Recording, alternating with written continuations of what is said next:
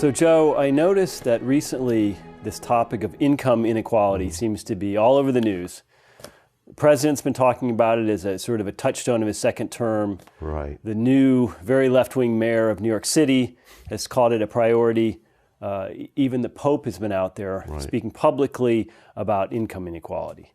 So I'd like to just ask you sort of generally, what would be an Austrian perspective on this? How should we think about the topic as it's being presented in the news?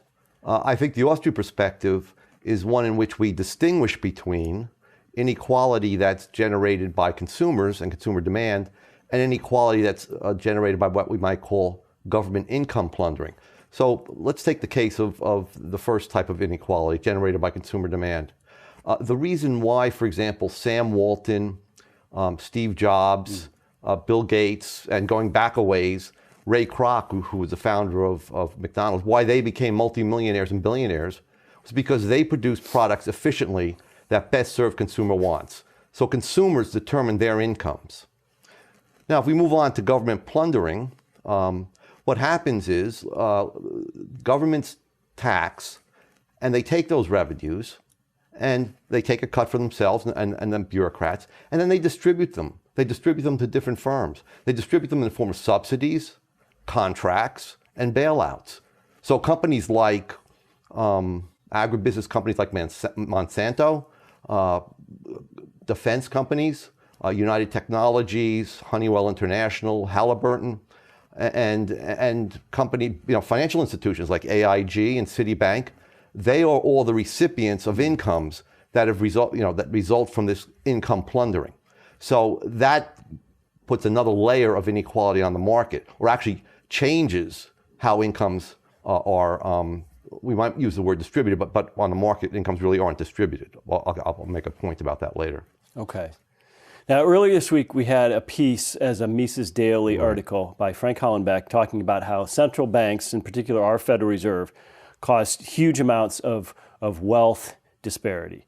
And Tom Woods has written about this as well. But there seems to be sort of a blind spot in the media because both the left and the right seem to be in favor of central banks and the Fed generally. So can you talk a little bit about how conceptually and also mechanically how a central bank creates wealth inequality in the U.S.? Yeah, what happens is that it really starts with government deficits. Governments always want to spend more than they take in. When they increase their spending, their constituencies are benefited, and they get more votes, administration and power, and so on. So increasing spending is great. But if you increase taxes to finance that spending, what you're going to find is that the populace becomes, they recognize this as taking money directly from them and putting it into the pockets of others. So there's a third way, or rather a second way, and that is to run government deficits. And when the government runs deficits, it will drive interest rates up if it borrows directly from the public. And that has its own negative effects on the public. It becomes more expensive to buy houses and automobiles and so on. So finally, we have the Fed, the central bank. If the Fed finances those deficits by buying government bonds, either directly or in the case of the United States, they can only buy them indirectly, that keeps interest rates down. It also serves to allow the government to spend more money than it's taking in tax revenues. When that happens, the new money gets into the system through the banking system for the most part. And that expands credits, expands the amount that banks can lend, and the money flows through credit markets. It benefits those who receive it first. It benefits the banks themselves, who now have reserves created out of thin air that they can now loan out at interest. It causes a lot of interest gyrations, exchange rate gyrations, and so it benefits hedge funds and other types of firms. So you have a lot of hedging against movements in interest rates and exchange rates that would never occur on a market that was based on a gold standard or sound money of some type. Okay. Well, so Frank Hollenbeck identifies this process that central banks engage in as almost a reverse Robin Hood. You mentioned sort of the early recipients of newly created Fed monetary expansion. Talk about the effect on the late recipients, in other words, the inflation tax, and how the Fed process punishes savers and how that adds to inequality. Sure. So what happens is that the money that is either loaned at low interest rates to financial firms and so on, and they loan the money out. Or it's paid in the form of government contracts, subsidies, and so on to firms. Now, those firms are able to use those funds to purchase things before prices have risen, before there has been an inflation. So they benefit. They're the early recipients that you just talked about. They then pay their workers, who also benefit because most prices have not gone up yet. Their stockholders received higher dividends and so on, and capital gains, and they're able to spend the money prior to a general increase in prices. Eventually, though, let's say Joe Salerno, sitting in New York City on a fixed or on an income that's given by a university, which doesn't change very frequently, changes once a year, I see prices going up all around me. Right. And so do other people whose incomes aren't initially affected by the new money. And so they're paying higher prices for 12 months, 18 months. Eventually, their incomes will rise and will catch up. But during that period of time, the real purchasing power of their incomes have actually shrunk. Because if prices have gone up by 10%, they can purchase 10% less. Even if they catch up 16 months later, 18 months later, they have lost real income during that 18-month period. So they were victimized by this inflationary process. So obviously, there are particular Austrian viewpoints on this. When Mises was writing Socialism, his treatise, which I believe he wrote finished in the early 30s. Of course, that was a time of great upheaval, and he described sort of the socialist left's obsession with this income equality as what he called an ethical postulate. In other words, saying that the left, the socialist left at the time in Europe and also later in America, had sort of a big blind spot and made a grave error with respect to not understanding the cost of income equality, so-called, and that cost being that you have a total amount of income in a country, and you can't just assume that you can divide that up differently and that the total amount of income won't shrink as a result. Yeah, so you have to take a step back. What the left sees and what the Marxist-oriented economists of the 1930s saw was, or believed they saw, was that there was a distribution process under the market, that income could be distributed either fairly or unfairly. But the point is, with the market, there is no distribution of income. So, for example, if I hire a babysitter for 20 hours a week and pay her $10 an hour, then there's only production and exchange. There's no distribution. There's no separate distribution process. All that has happened is that she's produced 20 hours of babysitting services and exchanged them for $10 an hour or $200. There is no distribution. The distribution occurs when the government taxes away, let's say, 1/3 of her $200 and then distributes it to agribusiness, to defense contractors, and so on. So the distribution process comes in with the government. Now, to get to your other point, if you begin to tax and incomes, what happens is that you set up a system of incentives and disincentives.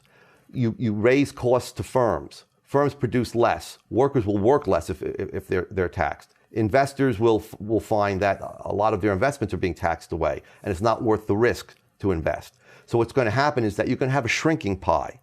Okay, so you're not just going to get the distribution, but you're also going to get, it's really a negative sum game. It's not just a zero-sum game. And the socialists don't understand that.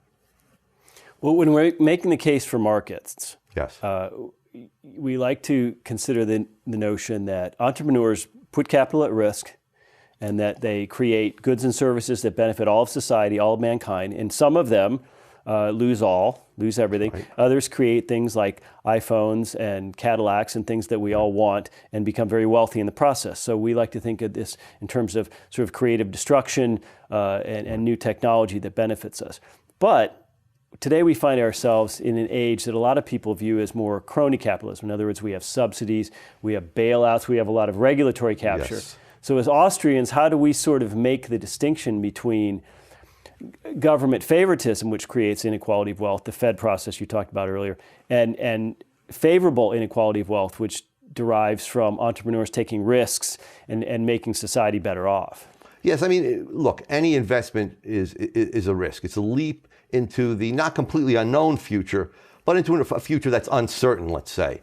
So, for example, when IBM was riding high in the 1960s and 1970s, And their president at the time, his name may have been Watson, when they already had the technology for personal computers. And he made a statement that, well, this will never go anywhere. This will only be a household toy, or a way to keep your budget in a household. It'll never spread to business. Companies like Apple said that's wrong. I don't care if the biggest company the biggest tech company is not taking a bet on that. I'm going to take a bet on that. And eventually, IBM almost went out of business in 89 and 90, suffering the largest losses up to that point for a private industrial company. Whereas Apple, Microsoft, Intel, who had taken the bets that the tech industries would be changing, they earned high profits. The point is, was that if that lure of profits were not there, would they have gone up against IBM? I don't think so. And the consumers would have been much poorer for it all. And so would business and productivity and investment that this high-tech revolution brought about. Well, it's interesting. Mises talked about economics, or described economics as a value-free science, as in terms of methodology and outlook. But when we're talking about income inequality, it almost seems that a lot of our statements and assumptions are very value-laden, and they're full of ethical components. So is it important for us as Austrians to sort of separate our economic analysis from our value judgments and our value prescriptions about how society ought to look? Sure. I think it's important just to stress that income inequality, in the positive sense, is a part of the market. That is, as consumers change their demands for various products, they are the ones that create the winners and the losers. They're the ones that create high incomes for let's say, tennis players, and lower incomes for pizza delivery men. There is no one else is there distributing something. We don't just produce all goods and throw them into a pile and then distribute them. Okay, it's consumers and their demands, and they're abstaining from buying certain products and buying other products that creates this income inequality. If you try to interfere with that, you're really interfering with the price system. You're changing relative prices, and you're distorting the market.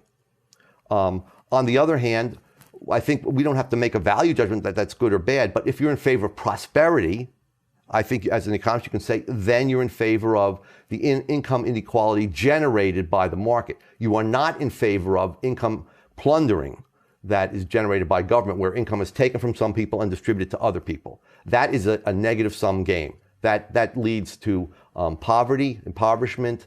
It leads to degeneration of the capital stock. It's not replaced. And it just leads to an economy that is regressing and not progressing. So Joe, to wrap up, let's go a little bit deeper into this concept of government plundering. Can you sort of define it a little more deeply and give us some examples? Yes. The word plundering, used in this sense, comes from Frederick Bastiat, the great 19th century free market economist. We can think of it as follows.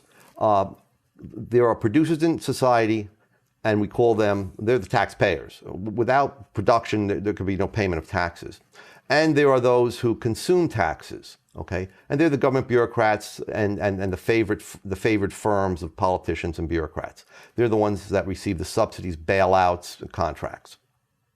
So the plundering occurs when government takes money from the producers, from the taxpayers, and distributes that money to tax consumers. These people do not earn their wages and other incomes from simply producing and exchanging.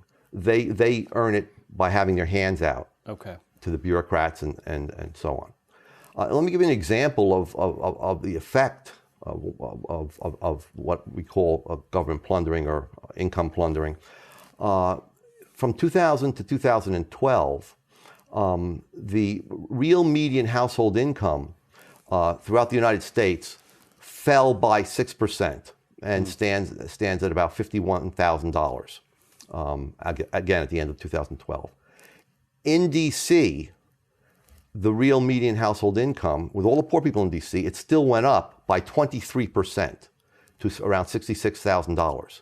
If you take the D.C. metro area, which includes the Virginia, Maryland, and West Virginia suburbs where the bureaucrats, contractors, and lobbyists live, it jumped up to $88,000. That's a difference between $88,000 and $51,000 for median income for the country as a whole.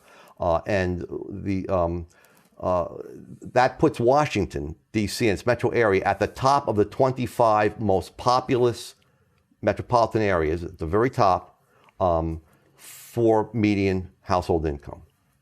So that's, I think, is one example of how the market's distorted, how money always flows, how income flows to the imperial center, we might call it.